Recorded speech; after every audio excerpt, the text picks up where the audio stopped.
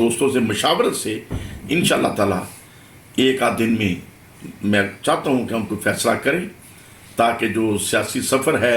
اس میں ہم اپنا حصہ مثبت طریقے سے ڈال سکیں۔ جو موجودہ حالات ہیں، جہانگیر ترین صاحب نے محبت سے بلایا تھا، ظاہر ہے پرانا ان سے محبت کا تعلق ہے۔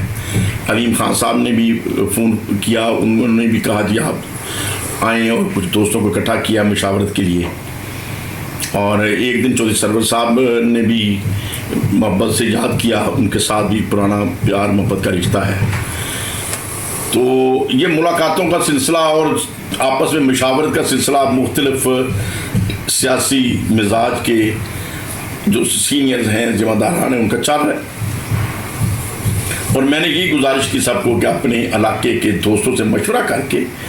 پھر ہی ہم کوئی فیصلہ کر سکتے ہیں کہ ہم نے اپنے علاقے کے حد تک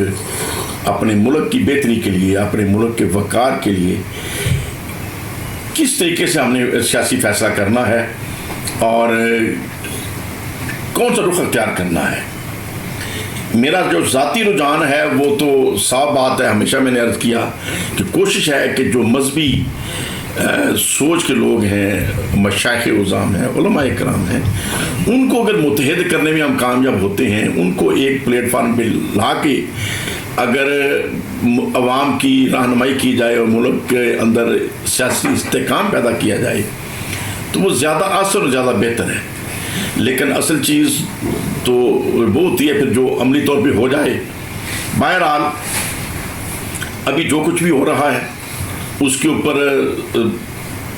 غور و فکر جاری ہے، اور دوستوں سے مشاورت سے انشاءاللہ تعالی ایک آدھ دن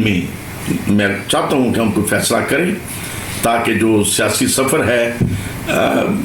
ہمارے علاقے کے لیے بھی اور ملک کے لیے بھی، اس میں ہم اپنا حصہ مثبت طریقے سے ڈال سکیں۔ تو انشاءاللہ تعالی دعا ہے کہ اللہ تعالیٰ وطن عزیز پاکستان کے لیے